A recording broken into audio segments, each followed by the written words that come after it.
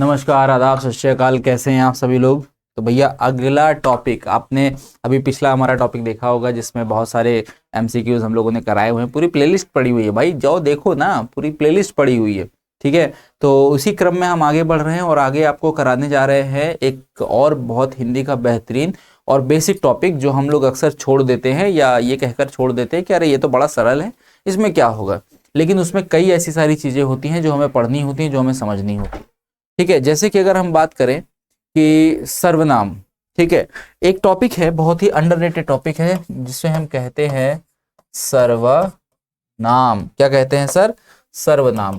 तो अगर हम बात करें बेटा सर्वनाम की, तो सर्वनाम क्या चीज होती है, इसमें क्या क्या होते हैं, इसके भाग कौन कौन से हैं, सर्वनाम को लाने की आवश्यकता क्यों पड़ी, ये सारी चीजों पर हम आज बात करने वाले हैं। और वीडियो लगभग 20 से 25 मिनट की आपको मिलेगी, जो कि आपको एग्जाम टाइम पे बहुत ज्यादा सहायता करेगी और फटाक से आप पढ़ के और अपना ये सब आने वाले सभी प्रश्न लगा लोगे। देखो, एक समय हुआ करता था जब हमारे पास क्या थी, संज्ञा थी। और उस समय जैसे हमने कहा कि राम आज आएंगे, फिर राम खाना खाकर राम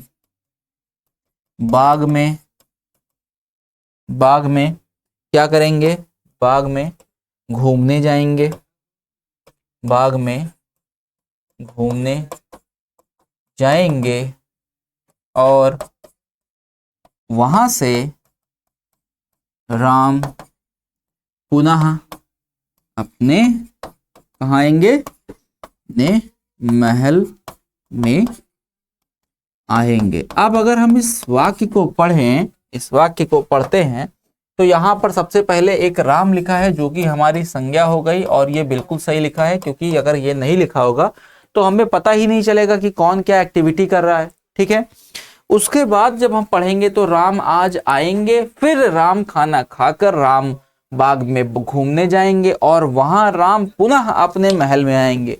अब देखो यहाँ इतनी बार राम हो गया कि वो आएंगे वो जाएंगे, तो इसी रिपीटेशन को रोकने के लिए क्या बनाया गया, सर्वनाम बनाया गया।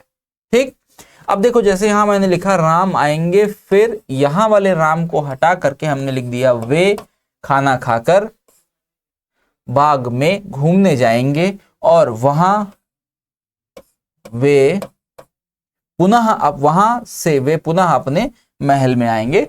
तो इस तरह से रिपीटेशन चेंज करने के लिए और वाक्यों को और सुदृढ़ और सुव्यवस्थित, है ना, और सुसज्जित बनाने के लिए हमने सर्वनाम का प्रयोग करना स्टार्ट कर दिया। तो सीधे सीधे अगर हम सर्वनाम की परिभाषा लिखने की कोशिश करें तो हम क्या लिखेंगे, संज्ञा के स्थान पर इस्तेमाल होने वाला शब्द क्या कहलाता है बेटा, सर्वनाम कहलाता है। क्या कहलाता है, सर्वनाम कहलाता है।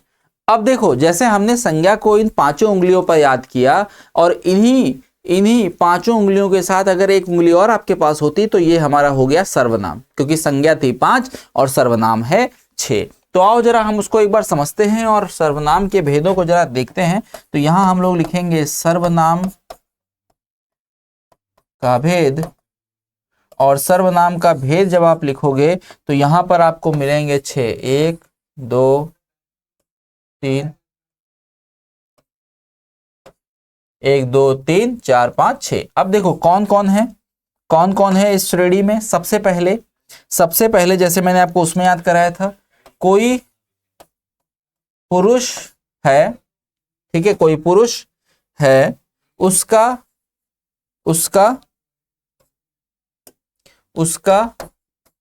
निज संबंध है, यह या तो निश्चित है या अनिश्चित है, और यही क्या है, सबसे बड़ा प्रश्न है। तो हमारे पास 6 प्रकार के यहां पर सर्वनाम मिलेंगे। पुरुषवाचक बेटा, उसके बाद आपके निजवाचक, संबंधवाचक, निश्चयवाचक, अनिश्चयवाचक और प्रश्नवाचक। अब देखो यहाँ पे दो चीज समझना, निश्चयवाचक और अनिश्चयवाचक जो चीजें लिखी हैं यहां पर आपको दो चीजें समझनी है, ठीक है, कि पुरुषवाचक में क्या होगा, ये किसी पुरुष की बात कर रहा होगा, है ना, किसी पुरुष की बात कर रहा होगा। तो अब इन्हीं को थोड़ा सा डिटेल में लेकर चलते हैं और आपको समझाते हैं कि किसमें कितना पढ़ना है। बहुत सारा पढ़ना नहीं है, काफी सारी चीजें लिखी होती है, आपको सब नहीं पढ़ना है। नंबर 1 हेडिंग लगाओ और लिखो पुरुषवाचक सर्वनाम। पुरुषवाचक सर्वनाम में क्या होता है सर, लिखिए जो सर्वनाम क्या करें, वक्ता, यानी कि वक्ता क्या होगा, बोलने वाला, ठीक है, श्रोता क्या होगा, सुनने वाला, ठीक है, उसके बाद क्या होगा, और किसी अन्य पुरुष के लिए क्या हो बेटा, प्रयुक्त हो, उसे हम क्या कह सकते हैं, बेटा पुरुषवाचक सर्वनाम। जैसे मैं, तू, वह इत्यादि, ठीक है। अब इसमें आपको ध्यान रखना है कि जो पुरुषवाचक होते हैं ये 3 प्रकार के होते हैं। पुरुषवाचक संज्ञा के भेद जो होते हैं, पुरुषवाचक के भेद, ये 3 भेद होते हैं बेटा इसके, पुरुषवाचक के भेद, यहां पे 3 भेद होते हैं। ऐसे लिखो 1, ऐसे लिखो 2 और ऐसे लिखो 3, ठीक। देखो तीनों भेदों में पहला भेद होता है उत्तम पुरुष, दूसरा भेद होता है बेटा मध्यम पुरुष और तीसरा भेद होता है अन्य पुरुष। अब इनको सर याद कैसे किया जाए, देखो उत्तम पुरुष वो होगा जो आपका वक्ता होगा, बोलने वाला। मध्यम पुरुष वो होगा जो आपका श्रोता होगा, सुनने वाला। और अन्य पुरुष वो होगा जो वहां पर मौजूद नहीं हो रहा होगा या जिसकी बात की जा रही हो, वो हमारा अन्य पुरुष होगा, ठीक। अब याद कैसे रखें सर, अच्छा इसके ये भी लिख लो क्या क्या सिंबल होते हैं। तो इसमें आप इसमें याद कर लेना मैं, हम, ठीक है, मैं, हम, ठीक है, मुझे, मैं, हम, मुझे, हमें, मेरा, इस तरह के जितने भी शब्द आएंगे वो आपके उत्तम पुरुष में होंगे। ये पहचानने के लिए आता है बेटा, ठीक है। मध्यम पुरुष में क्या क्या होगा, तुम, क्योंकि हम सामने वाले से बात कर रहे हैं तो तुम, तुमको, तुम्हारा, ठीक है, तुम, तुमको, तुम्हारा, ठीक है, तुम्हारा, आपको, आपका, ठीक है, या आप लोग, ये भी हो गया, ठीक। और अन्य पुरुष की अगर हम बात करें तो अन्य पुरुष क्या होगा, वह, उसको, उसने, ठीक है, वह, उसको, उसने, ठीक है, ठीक है, इसने, वे लोग, तो ये सब क्या हो गए, अन्य पुरुष। सीधे सीधे अगर हम आपको समझाएं यहाँ पर कि बेटा इसको याद कैसे करना है, तो सीधे सीधे अगर हम यहाँ पर आपको समझा दें तो एक बात समझना, उत्तम पुरुष क्या होगा, हमेशा जो बात करने वाला होगा। मध्यम पुरुष वो होगा जो हमेशा बात सुनने वाला होगा। और अन्य पुरुष वो होगा जिसकी आप बुराई कर रहे होगे। जैसे मोहल्ले में 2 आंटियां ऐसी होती हैं जो हर किसी की बुराई करती हैं, ठीक है। पहली आपकी चली जाएंगी जो बोलने वाली होंगी, ये आंटी क्या कर रही हैं, बुराई कर रही हैं, धड़ाधड़ धड़ाधड़ धड़ाधड़, ये हो गई आपकी उत्तम पुरुष। ये वाली आंटी जो है ये कान लगा के, ऐसे दोनों कान लगा के सुन रही हैं ये इनकी बुराई, तो ये हो गई मध्यम पुरुष। और ये दोनों लोग मिलके मोहल्ले के जितने भी बच्चे कर रहे हैं तैयारी, उनकी बुराई कर रही, कह रही अरे वो 5 साल से तैयारी कर रहा है, उसका नहीं हुआ, पढ़ थोड़ी रहा है, टिकटॉक देखता है रोज। ठीक, तो इस तरह से जो भी होते हैं ये हमारे पुरुषवाचक होते हैं, मतलब आपके पहले पुरुष के 3 वाचक होते हैं, तीनों आपको याद रखने हैं, ये आता है। अब देखो इसके बाद हमको पढ़ना है निश्चयवाचक। नंबर 2, निश्चयवाचक सर्वनाम। निश्चयवाचक सर्वनाम की अगर हम बात करें तो ये खुद ही कह रहा है कि मैं क्या हूं, निश्चयवाचक हूं। मैं क्या हूं, निश्चयवाचक हूं। तो जो सर्वनाम क्या करे बेटा, जो सर्वनाम क्या करे, निकट या दूर, जो सर्वनाम निकट या दूर की किसी निश्चित वस्तु का, किसी निश्चित वस्तु का क्या कर दे बेटा, संकेत कर दे। क्या कर दे, संकेत करे, वहां क्या होगा आपका निजवाचक सर्वनाम या निश्चयवाचक सर्वनाम। जैसे हमने कहा कि यह, वह, ये, वे, ठीक है, तो इसमें यह क्या हो गया, निकट के लिए, ये क्या हो गया, निकट के लिए, जबकि वह और वे क्या हो गए, दूर के लिए। ठीक है, इसको हम क्या कहते हैं, इसको हम एक और नाम से जानते हैं, इसको हम कहते हैं संकेत सर्वनाम। ठीक है, संकेतवाचक सर्वनाम के नाम से भी इसको जानते हैं, क्योंकि इसमें हम अधिकतर ऐसे ही बुलाते हैं, ये पुस्तक मेरी है, यह पुस्तक यहाँ क्यों रखी है, वे लोग वहां क्यों खड़े हैं, तो इसमें क्या होता है, हम संकेत का ज्यादा प्रयोग करते हैं, तो संकेतवाचक हो गया। ठीक है, अब निश्चयवाचक हो गया। उसके बाद अब आ जाओ जरा अनिश्चयवाचक में, तो ये अपने नाम से ही अनिश्चय है, अनिश्चयवाचक सर्वनाम। अनिश्चयवाचक सर्वनाम कर दो। अनिश्चयवाचक में क्या होगा, जहां किसी निश्चित, जहां, सीधी सी बात है, अनिश्चय है तो जहां किसी अनिश्चित, जहां किसी अनिश्चित व्यक्ति, पदार्थ, ठीक है, का बोध क्या होता है, बोध नहीं होता है। जहां किसी अनिश्चित पदार्थ का बोध नहीं होता है, वहां क्या हो जाता है आपका अनिश्चयवाचक। जैसे हमने कह दिया एग्जाम्पल में, जैसे हमने कह दिया कोई आ रहा है, तो कौन आ रहा है हमको क्या पता, आ रहा होगा कोई, तो यहां क्या हो गया, कोई। ठीक, जैसे हमने कह दिया दरवाजे पर कोई खड़ा है, जैसे हमने कह दिया, ठीक है, स्वाद में कुछ कमी है, जैसे हमने कह दिया कि कुछ तो बात है।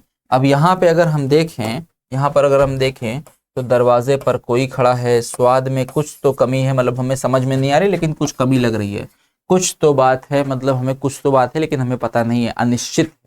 तो ये हो गए 3 प्रकार के। अब आगे आओ, चौथे में आ जाओ, तो चौथा हमारा है संबंध वाचक सर्वनाम। संबंधवाचक सर्वनाम की बेटा अगर बात करोगे तो यहां क्या होगा, जैसे कि नाम से चीख चीख के कह रहा है कि सर मैं संबंध को बताने वाला हूं, तो जो सर्वनाम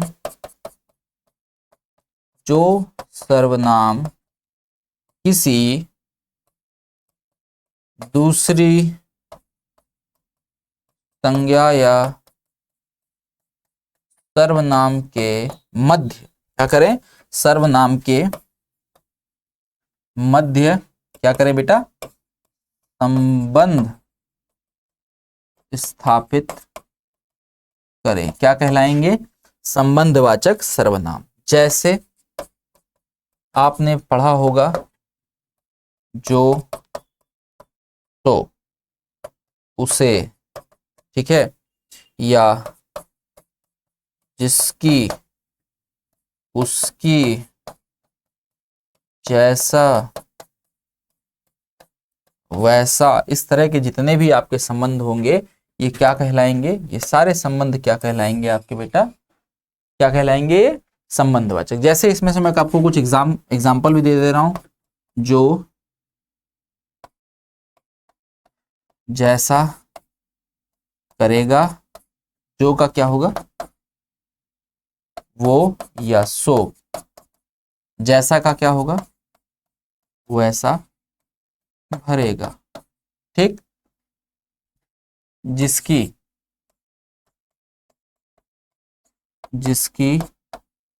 लाठी उसकी भैंस, ठीक है। इस तरह से आपका इस्तेमाल होगा, ये जो जिसकी और उसकी, ये दोनों क्या कर रहे हैं, इन दोनों के बीच में संबंध का स्थापन कर रहे हैं, यहां पर हो गया। अब एक समझो बेटा, पांचवा समझो, वीडियो नंबर 5 समझो। वीडियो नंबर इसको टॉपिक नंबर 5 आपका हो गया प्रश्नवाचक सर्वनाम। प्रश्नवाचक तो जानते ही हो, प्रश्नवाचक में क्या होगा, जो प्रश्नवाचक शब्दों का प्रयोग करे उसे कहेंगे प्रश्नवाचक। जैसे हमने लिखा तुम कौन हो, तुम कौन हो, मैं यहां क्या कर रहा हूं, ठीक है। जैसे तुम्हें क्या चाहिए, तो यहाँ पे क्या हो गया, क्या चाहिए, यहाँ क्या कर रहे हो, तुम कौन हो। तो इस तरह से जितने भी सवाल जवाब आपके दिमाग में आएंगे वो सब क्या कहलाएंगे बेटा, प्रश्नवाचक कहलाएंगे। बोलो हाँ या ना, आया ना, ठीक। अब एक लास्ट आपका जो टॉपिक बचता है वो बचता है यहाँ पर निजवाचक सर्वनाम। टॉपिक नंबर 6 लिखो, निजवाचक सर्वनाम। निजवाचक सर्वनाम में क्या लिखोगे बेटा, दो तीन चीजें यहां पे याद कर लो कि हाँ, इसमें क्या होता है, जैसे भी हमने 3 पुरुष पढ़े ना, तो जो सर्वनाम तीनों पुरुषों में क्या करें, तीनों पुरुषों यानी कि उत्तम, मध्यम और अन्य में क्या करें, में क्या करें बेटा, निजत्व, क्या करें, निजत्व का बोध करा दे। निजत्व क्या होता है, बोध करा दे।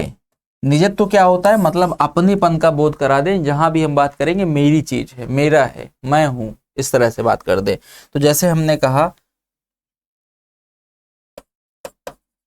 जैसे कि बेटा हमने कहा, जैसे कि अगर एग्जाम्पल देखो, जैसे कि हमने कहा कि मैं अपना कार्य स्वयं या आप करता हूं, ठीक। जैसे कि हमने कहा मैं अपनी गाड़ी स्वयं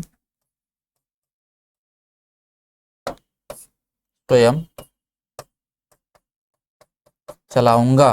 तो इस तरह के जितने भी आपके सवाल होते हैं बेटा, ये सब किस में आते हैं, निजवाचक में। तो हमने आज क्या पढ़ा, निजवाचक पढ़ा, प्रश्नवाचक पढ़ा, संबंधवाचक पढ़ा, अनिश्चयवाचक पढ़ा, निश्चयवाचक पढ़ा, पुरुषवाचक के 3 भेद पढ़े, पुरुषवाचक पढ़ा, सर्वनाम के भेद पढ़े, और ये पढ़ा कि सर्वनाम क्या है और सर्वनाम की आवश्यकता क्यों पड़ी। तो आज के इस वीडियो में आपको कैसा लगा कमेंट करके जरूर बताइएगा, ठीक है। और इसी तरह के बेहतरीन से वीडियोस के लिए अनअकैडमी बीपीएससी लाइव से जुड़े रहिए और बने रहिए हमारे साथ। इसी तरह और भी नए टॉपिक्स को पढ़ने के लिए, और भी नए कॉन्सेप्ट को समझने के लिए, बेहतरीन से प्रश्नों को देखने के लिए, परीक्षा में अधिक सफलता पाने के लिए हमारे साथ जुड़े रहिए। चैनल को सब्सक्राइब करिए। तब तक के लिए जय हिंद, जय भारत।